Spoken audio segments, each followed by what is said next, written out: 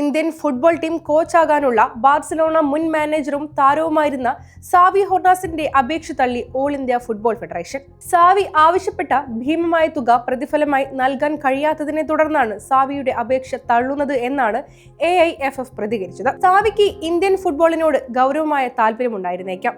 എങ്കിലും സാവി ആവശ്യപ്പെട്ട പ്രതിഫല തുക നൽകുവാൻ AIFF-ന് കഴിയില്ല.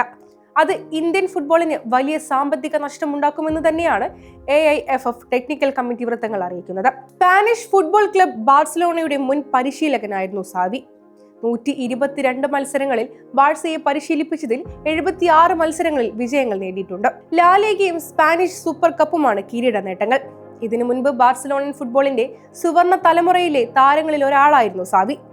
ബ്രസീലിയൻ ഇതിഹാസം റൊണാൾഡിഞ്ഞോ, പോർച്ചുഗീസ് താരം ഡെക്കോ തുടങ്ങിയവർ ബാഴ്സയുടെ ആദ്യ ലെവനപ്പിൽ സ്ഥാനമുറപ്പിച്ചിരുന്ന കാലത്താണ് സാവിയും തന്റെ കരിയർ മുന്നോട്ട് കൊണ്ടുപോയിരുന്നത്.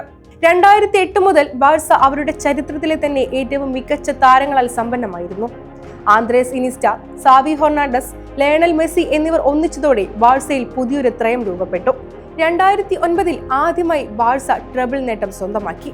അതേ വർഷം സ്പാനിഷ് ക്ലബ് സ്വന്തമാക്കിയത് 6 കിരീടങ്ങളാണ്. 767 മത്സരങ്ങളിൽ ബാഴ്സ ജേഴ്സി അണിഞ്ഞ സാവി 133 മത്സരങ്ങളിൽ ദേശീയ ടീമിനൊപ്പം കളിച്ചു. 2006 ലോകകപ്പിൽ പ്രീ ക്വാർട്ടറിൽ ഫ്രാൻസിനോട് തോറ്റ് പുറത്താകാനായിരുന്നു സ്പെയിനിന്റെ വിധി. പിന്നാലെ സ്പാനിഷ് ടീമിൽ ചില അഴിച്ചുപണികൾ നടന്നു. ആദ്യം ആന്ദ്രസ് ഇനിസ്റ്റയും സാവി ഹെർണാണ്ടസും ഒന്നിച്ചു. 2008 ഐക്കർ കസിയാസിന്റെ കീഴിൽ സ്പെയിൻ ടീം യൂറോ കപ്പ് നേടിയെടുത്തു. തൊട്ടടുത്ത വർഷം സെർജിയോ ബുസ്കറ്റും സ്പാനിഷ് ടീമിൽ അരങ്ങേറ്റം കുറിച്ചു. പിന്നെ സാവി, ഇനിയസ്റ്റ, ബുസ്കറ്റ് കൂട്ടുകെട്ടുണ്ടായി. പിന്നാലെ 2010 ലോകകപ്പും 2012 യൂറോ കപ്പും സ്പെയിനിലേക്ക് എത്തി. മുൻ ഇന്ത്യൻ ക്യാപ്റ്റൻ IM വിജയൻ അധ്യക്ഷനായ ടെക്നിക്കൽ കമ്മിറ്റിയാണ് പുതിയ പരിശീലകനെ കണ്ടെത്തുവാനുള്ള നടപടികൾക്ക് നേതൃത്വം നൽകുന്നത്. മുൻ കോച്ച് സ്റ്റീഫനും ഖാലിദ് ജമീൽ തുടങ്ങിയ പേരുകളും AIFF-ന് മുന്നിൽ ലഭിച്ചിട്ടുണ്ട്.